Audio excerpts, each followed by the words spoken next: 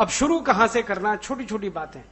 आपके घर कोई निमंत्रण पत्र लेके आए बेटे या बेटे की शादी का, बेटे या बेटी की शादी का, और अगर वो अंग्रेजी में है, उसी के सामने फाड़ के फेंक दो, देखो क्या असर होता है। मैंने किया, ये मैंने किया। एक बहुत, इस देश के बहुत बड़े पूंजीपति जिनका नाम मैं नहीं लूंगा, वो आए अपने बेटी की शादी का निमंत्रण देने हरिद्वार पतंजलि योग पे, अंग्रेजी का निमंत्रण पत्र मैंने फाड़ दिया। कहने लगे ये क्या किया आपने? मैंने कहा मुझे अंग्रेजी आती नहीं, मेरे लिए तो ये काला अक्षर भैंस बराबर, पढ़ूंगा क्या? कहने लगे आपको नहीं आती? मैंने कहा नहीं आती। कि मैं पढ़ के सुनाऊं? मैंने कहा तो फिर सुनूंगा नहीं, मैं बंद कर लूंगा अपने काम, मुझे सुनना नहीं। कहने लगे तब आप शादी में नहीं आएंगे? मैंने कहा फाड़ने का मतलब ही ये है कि मैं नहीं आऊंगा। कहने लगे स्वामी जी, मैंने कहा उनको भी नहीं जाने दूंगा। परिणाम जानते हैं क्या हुआ? जब उनको मैंने कहा कि स्वामी जी को भी नहीं जाने दूंगा, कहने लगे कैसे रोकोगे? मैंने कहा सत्याग्रह करूंगा। तब वो लौटे, फिर उन्होंने हिंदी में निमंत्रण बनाया, फिर मुझे देने आए, स्वामी जी को भी दिया, तब स्वामी जी ने उनको आशीर्वाद दिया, हम भी गए उनकी शादी। एक झटके में ठीक हो गए, वो सारा अंग्रेजी गुरूर उनका निकल गया। होता क्या है कि हम चूंकि विरोध नहीं करते, इसलिए सामने वाले को लगता है कि सब अच्छा है जो हम कर रहे हैं। एक आदमी भी विरोध करना शुरू करे, भले वो कम है, लेकिन थोड़े दिन में वो ताकतवर हो जाता है। तो आपके पास अगर कोई अंग्रेजी निमंत्रण पत्र लेके आए तो आप यही करो उसका, और उससे कहो या तो तेलुगु में ले आओ या हिंदी में ले आओ। अंग्रेजी निमंत्रण पत्र पे हम नहीं जाएंगे कहीं भी, यहां से शुरू करो। फिर अपने बच्चों के नाम बदलो, ये पिंकू, टिंकू, बबली, डबली, ट्विंकल, डिंपल, पिंपल, ये सब बंद करो। अच्छे अच्छे हिंदी में नाम है, संस्कृत में बहुत अच्छे नाम है, वो सब नामों से बच्चों को बुलाओ। इसके लिए थोड़ा अभ्यास करना पड़ेगा, क्योंकि जवान पे चढ़ गया टिंकू, उतरने में देर लगेगी, लेकिन प्रयास के साथ आप करोगे तो थोड़े दिन में उतर जाए। और बच्चों को समझाओ कि आपका जो व्यक्तित्व है वो टिंकू नहीं है, वो कुछ भी है, राम है, श्याम है, मोहन है, कृष्ण है, जो भी है, टिंकू तो नहीं है। तो बच्चे भी समझेंगे, आप भी करोगे। तो नाम अपने सब हिंदी में, तेलुगु में, संस्कृत में, और आपके घर में आने वाले निमंत्रण पत्र सब तेलुगु, हिंदी आदि आदि, संस्कृत वगैरह वगैरह। फिर तीसरा काम, घर के बाहर दरवाजे पर देखो कहीं अंग्रेजी में तो कुछ नहीं लिखवा रखा, आरसी मिश्रा, एपी शर्मा। ये क्या होता है एपी शर्मा? आनंद प्रकाश शर्मा तो समझ में आता है, एपी शर्मा क्या है? रमेश चंद्र मिश्रा समझ में आता है, आरसी मिश्रा क्या है? ये मूर्खता कम करो। कहते हैं जी हमने संक्षेप कर दिया। किसने बोला था आपको संक्षेप करने को? हमको बोलने में कोई तकलीफ थोड़ी हो रही है। आनंद प्रकाश शर्मा हम बोल रहे हैं भाई, तो संक्षेप करने की जरूरत क्या है? नाम के संक्षेप थोड़ी हुआ करते हैं दुनिया में। नाम जो है ना, एक ऐसी संज्ञा है जिसका संक्षिप्तीकरण नहीं होता, और नाम एक ऐसी संज्ञा है जिसको बदल नहीं सकते आप। वो जो है सो है। आनंद प्रकाश है तो है, राम प्रकाश है तो है, लक्ष्मण प्रकाश है तो है। अब इसका संक्षेप मत करो। लक्ष्मण प्रकाश का एलपी मत करो, आनंद प्रकाश का एपी मत करो, रमेश चंद्र का आरसी मत करो। घर के बाहर जितने आपके बोर्ड लगे हैं नाम पट, इनको ठीक कर लो, यहां से शुरू करो। चौथा काम क्या करना? इज्जत बढ़ानी है हिंदी की। अपने हस्ताक्षर हिंदी में करो। पत्र लिख रहे हो तो हिंदी में लिखो, पता लिख रहे हो तो हिंदी में लिखो। कई महानुभाव हैं, पत्र तो हिंदी में लिखते, पता जरूर अंग्रेजी में लिखेंगे, और पत्र भी हिंदी में, पता भी हिंदी में, लेकिन हस्ताक्षर जरूर अंग्रेजी में करेंगे। क्या मोह है, ऐसा मोह, हस्ताक्षर अंग्रेजी में हर समय। ये मोह को छोड़ो, क्योंकि इज्जत बढ़ानी है आपको हिंदी की, तो हस्ताक्षर हिंदी में करो। बहुत अच्छा होगा तेलुगु में करो, हिंदी की बहन तो है। हिंदी नहीं तो हिंदी की बहन है, मां नहीं तो मौसी तो है, तो मौसी की भी तो कोई इज्जत है, मां के जैसी है, इसलिए मौसी है। तो या तो तेलुगु में करो, नहीं तो हिंदी में करो, नहीं तो संस्कृत में करो हस्ताक्षर। और अभी भारत सरकार के कुछ प्रयास हुए हैं जिसके आधार पर हर बैंक हिंदी हस्ताक्षर किए चेक को स्वीकार करने के लिए उत्तरदायी है, मना नहीं कर सकता। मना करेगा तो बैंक का लाइसेंस रद्द। तो इसका फायदा उठाओ। हर बैंक आपका हिंदी चेक हस्ताक्षर वाला स्वीकार करेगा, हिंदी में लिखा हुआ चेक भी स्वीकार करेगा, ड्राफ्ट भी हिंदी में लिखा हुआ। तो आप अपने हस्ताक्षर हिंदी कर दो। बैंक में हस्ताक्षर का नमूना बदल दो। अगर कभी पहले अंग्रेजी हस्ताक्षर कर दिए, गलती हो गई, अब ठीक कर लो। नमूना बदलने के लिए बैंक आपको समय देता है, मोहलत देता है।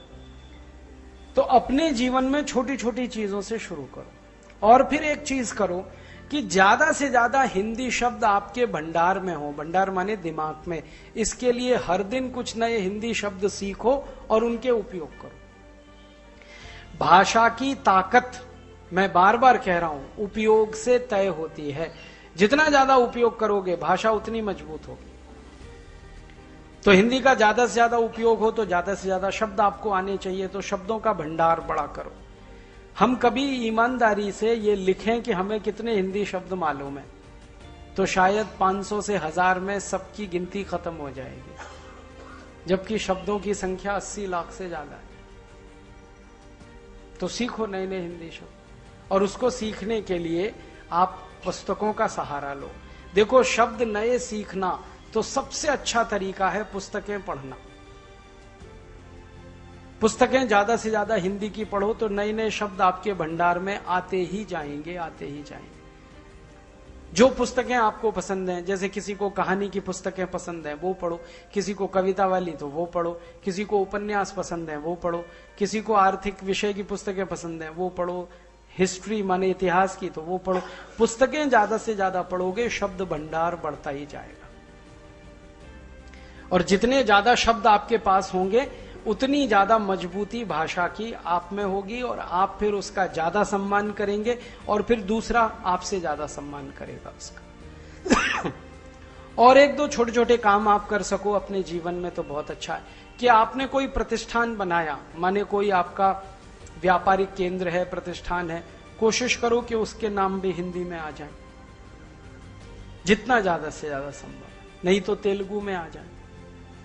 तो आपके प्रतिष्ठान का नाम, फिर आपके घर का नाम, कई लोग घर का नाम रखते हैं, तो घरों के नाम भी हमारे सब हिंदी में आ जाएं, प्रतिष्ठान के नाम सब हिंदी में आ जाएं, बच्चों के नाम हिंदी में आ जाएं, पड़ोसियों परिवारों को संबोधन हमारे सारे हिंदी में आ जाएं। इसमें बिल्कुल शर्म मत महसूस करो कि अंकल की जगह किसी को भी चाचा कहो, काका कहो, कोई शर्म की बात नहीं। काका बहुत सम्मानजनक शब्द है, चाचा बहुत सम्मानजनक शब्द। ताऊ कहो, मामा कहो, मौसा कहो, जो कहना है कहो। ये अंकल के चक्कर में, आंटी के चक्कर में, ये सब हटाओ अपने जीवन। और कुछ ऐसे फालतू अंग्रेजी शब्द हमने जबरदस्ती अपनी जिंदगी में लगा रखे हैं जिनका कोई मतलब नहीं, हमें भी नहीं मालूम। मदर इन लॉ, ये नहीं कहते ये सासू माँ, कहते मदर इन लॉ। अभी मदर इन लॉ कौन सी है? इधर वाली है, उधर वाली है, कौन सी है पता तो चले। फादर इन लॉ पता ही नहीं, इधर वाले उधर वाले। ब्रदर इन लॉ तो बड़ा घोटाला है, वो साला भी है जीजा भी है। हिंदी में साला जीजा दोनों विरोधी हैं। साला माने पत्नी का भाई, जीजा माने बहन का पति। अंग्रेजी में दोनों एक ही हैं, ब्रदर इन लॉ।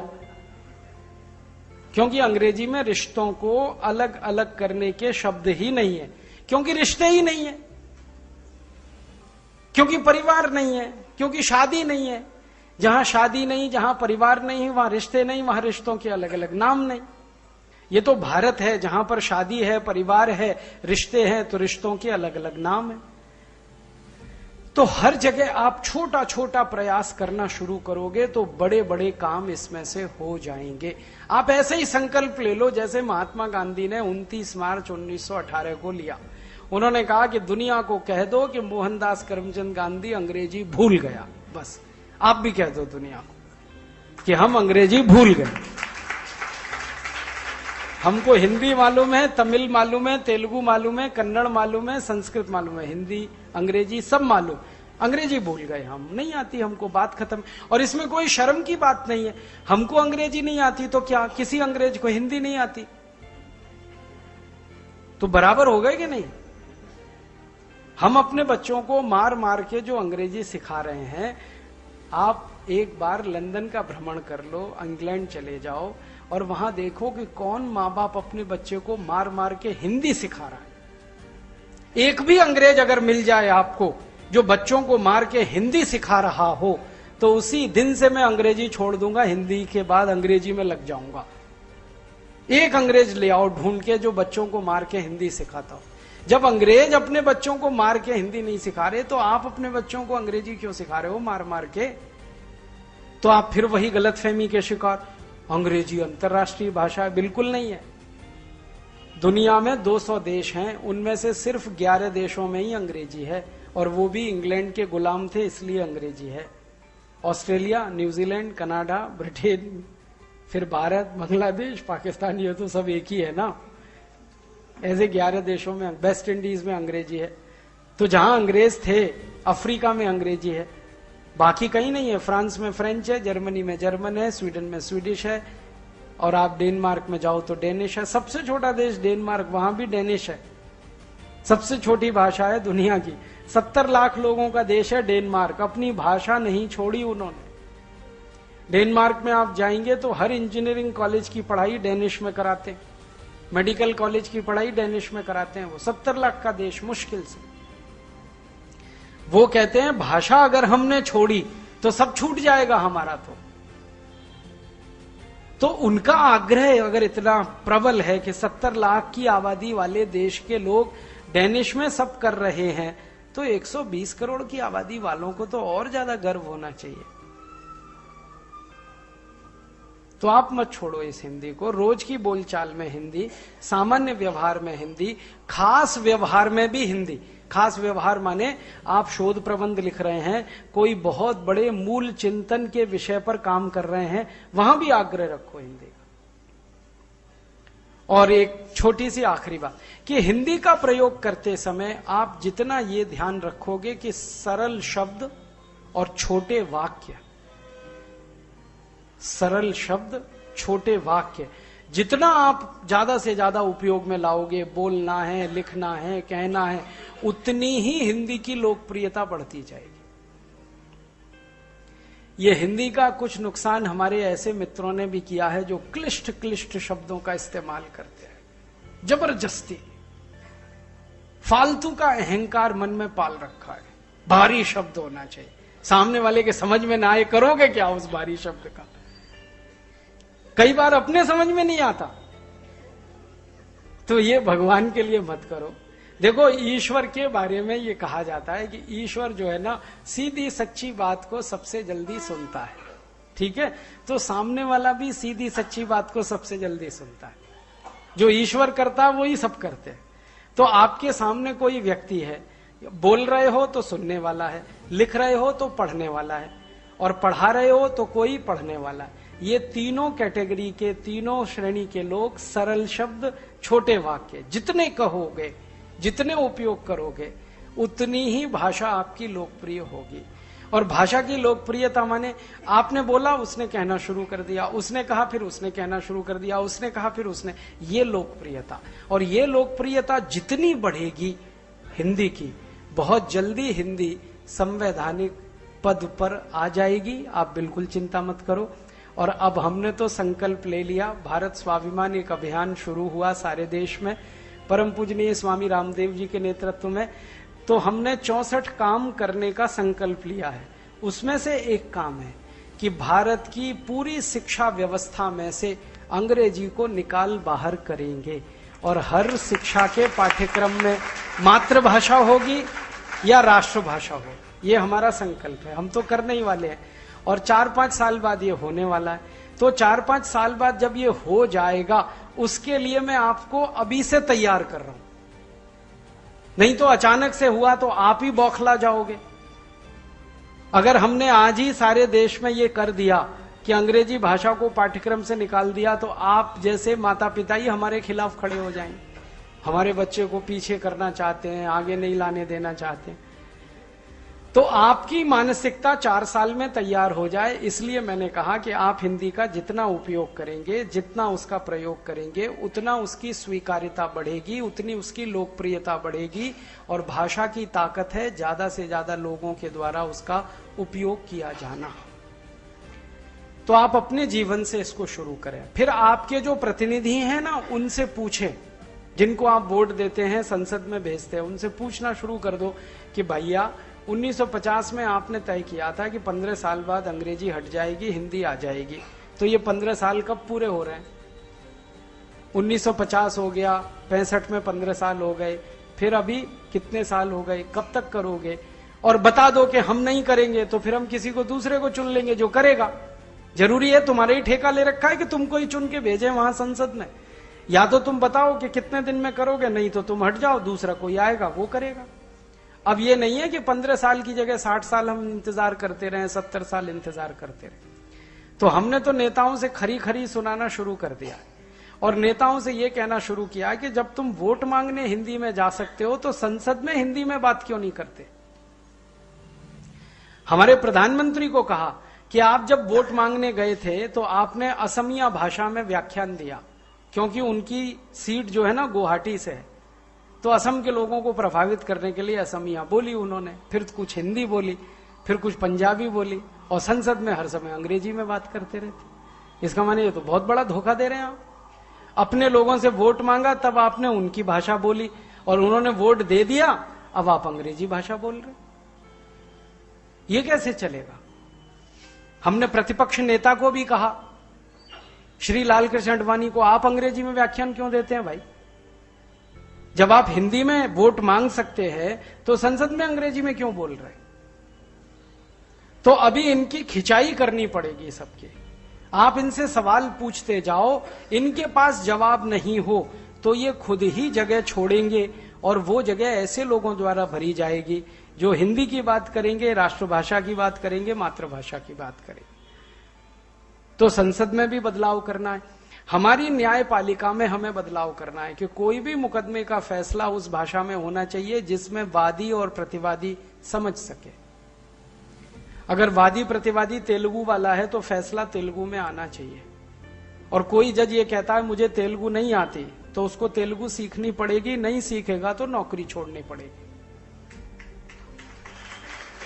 ये नहीं हो सकता कि वो अंग्रेजी में फैसला देकर और भारत के तेलुगु लोगों के पैसे पर अपनी तनख्वाह बनाता रहे और फैसले अंग्रेजी में देता रहे। ये तो अपमान है करोड़ों लोगों। तो भारत की न्याय व्यवस्था को यह समझाना है कि फैसले उसी भाषा में आने चाहिए जिसमें लोग समझते हैं, और बहस भी उसी भाषा में होनी चाहिए जिसमें लोग समझते हैं। तो न्याय व्यवस्था से अंग्रेजी हटानी है, पाठ्यक्रम शिक्षा से अंग्रेजी हटानी है, हमारे वैज्ञानिक प्रयोगशालाओं से अंग्रेजी हमें हटानी है, हमारी कृषि व्यवस्था और अर्थव्यवस्था में से अंग्रेजी हमको हटानी, हर जगह से अंग्रेजी हटानी है। तो आप बोलोगे अंग्रेजी जाएगी कहां?